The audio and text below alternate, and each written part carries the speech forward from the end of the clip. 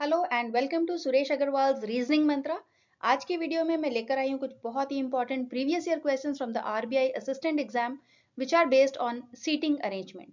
अगर आपको चाहिए इससे रिलेटेड और बहुत ही amazing content in the form of PDFs, आप हमारी वेबसाइट पर विजिट कर सकते हैं जो कि है sureshagarwal.in, या फिर आप हमारी ऐप डाउनलोड कर सकते हैं from Google Play Store, that is Learning Loop, जहां पर आपके लिए इंतजार कर रही हैं बहुत ही amazing e books on reasoning as well as quantitative aptitude, जो कि आपको हेल्प करेंगी प्रिपेयर करने के लिए हर तरह का कॉम्पिटेटिव एग्जाम के लिए। Study the following information carefully and answer the questions. M, N, O, P, Q, R, S, T and U are sitting around a circular table facing the center। तो कितने लोग हैं? 9 people are there, 9 लोग हैं। तो ये 9 lines मैंने यहाँ इस सर्कल पे ऑलरेडी मार्क कर दी हैं और ये सभी लोग टेबल का सेंटर जो है उसकी तरफ फेस करके बैठे हैं। तो यहाँ पर हमने ध्यान क्या रखना है कि आप खुद को इमेजिन कीजिए उस पोजीशन में कि जब आप एक टेबल के सेंटर की तरफ फेस करके बैठे होते हैं तो आपका जो राइट हैंड साइड होती है वो ये होती है। So this is going to be the right hand side, और जो हमारी लेफ्ट हैंड साइड होगी वो ये हो जाएगी। तो जब हम एंटी क्लॉकवाइज जाएंगे तो राइट साइड काउंट होगी, और अगर हम क्लॉकवाइज जाएंगे तो हमारी लेफ्ट साइड काउंट होगी। तो चलिए अरेंजमेंट देखते हैं क्या बनेगा। n is fourth to the left of s। तो मान लीजिए कि जो n है वो यहां पर बैठा है, तो fourth to the right of, fourth to the left of s, sorry, जो n है वो fourth to the left of s है। तो s का लेफ्ट लेना है हमने यहाँ पर, तो वो हो जाएगा इस जगह पर, क्योंकि फोर्थ टू द लेफ्ट का क्या मतलब हुआ कि s के लेफ्ट साइड में जाएंगे तो 1 2 3 फोर्थ पोजीशन पर n बैठे हैं। Who is second to the right of O? अभी जो S है ये O से सेकंड राइट है, यानी कि अगर O यहाँ रखेंगे तो second to the right S आ जाएगा। तो that means this is going to be the position of O।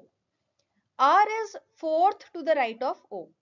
उसी तरीके से अगर हम R को देखें तो वो O से फोर्थ राइट है, तो O से फोर्थ राइट 1 2 3 4, यानी कि ये पोजिशन जो होगी this will be the position of R and is second to the left of U. इसी तरीके से थोड़ा और आगे जाएंगे तो यू यहां हो जाएगा, क्योंकि सेकेंड टू द लेफ्ट, तो यू से सेकेंड लेफ्ट पे आर आ जाएगा।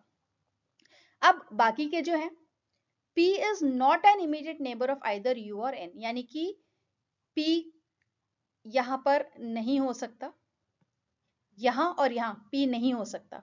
तो P की पॉसिबिलिटी क्या है? P या तो इस जगह पर होगा या तो इस जगह पर होगा। अभी हम श्योर नहीं है कि कहां पर है, तो let us read the question further और फिर पता लगाते हैं कि कहां होगा।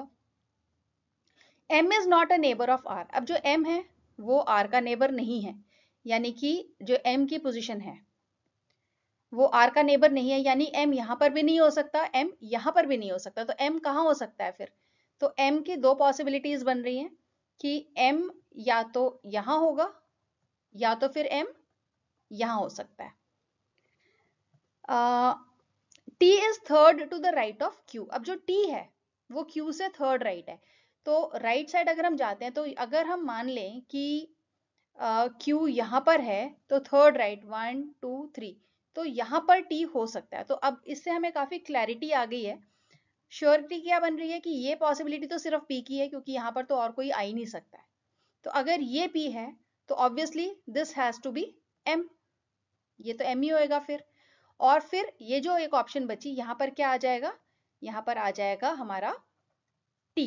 तो T यहाँ पर बैठा है, तो ये हमारा सीटिंग अरेंजमेंट बन गया। अब इस अरेंजमेंट को यूज करके हम बाकी सभी पार्ट्स के आंसर्स बहुत आसानी से फाइंड कर सकते हैं। तो ऐसे क्वेश्चन में हमें थोड़ा सा टाइम लगाना पड़ता है पहले सीटिंग अरेंजमेंट को फिगर आउट करने के लिए, और एक बार जब हमारा सीटिंग अरेंजमेंट फिगर आउट हो जाता है उसके बाद काम हो जाता है बहुत ही आसान। चलिए पहला क्वेश्चन देखते हैं। अब यहाँ मैंने देखिए पहले से ये जो इमेज हमने अभी बनाई है वो यहाँ इंसर्ट की हुई है ताकि आप इसको रेफर कर सकें। Who among the following is second to the right of U? U से second right। हमने अभी बताया था कि जब हम एंटी क्लॉकवाइज जाते हैं तो वो राइट साइड होती है। Second to the right of U कौन बैठा है? फिर T बैठा है ना, तो आंसर क्या होगा? The answer will be option C, that is T। Who is sitting third to the right of the one who is sitting second to the right of M? तो ये रहा हमारा M। Second to the right of M कौन बैठा है? M के right में second पे P बैठा है। P से who is sitting third to the right of the one, third to the right, P का थर्ड राइट क्या होगा? 1 2 3 U। तो हमारा आंसर क्या है? U यहाँ पर हमारा आंसर है। इसका मतलब क्या हुआ? Option C is the correct answer for this part. अगला क्वेश्चन है, how many persons are sitting between T and P if counted anticlockwise from P। तो T से हमने जाना है एंटी क्लॉकवाइज P तक। तो कितने लोग बीच में बैठे हैं? 1 2 3 और ये P आ गया, तो कितने लोग हैं बीच में? 3 लोग हैं। तो आंसर क्या होगा? Option C, that is 3। What is the position of M with respect to T? अब ये है M और ये है T, तो T के रिस्पेक्ट में M की क्या पोजीशन है? T से second right, second to the right. तो आंसर क्या हो जाएगा? Option A, second to the right. और लास्ट पार्ट है इस क्वेश्चन का, who sits third to the left of Q।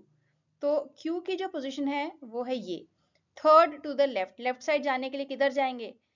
Clockwise जाएंगे। थर्ड टू द लेफ्ट 1 2 3 यानी कि S। तो आंसर क्या हुआ? Option B. तो उम्मीद करती हूँ क्वेश्चन आपको समझ आया होगा। ये क्वेश्चन बहुत इंपॉर्टेंट है, बैंकिंग के सभी एग्जाम्स में इस तरह के क्वेश्चंस पूछे जाते हैं।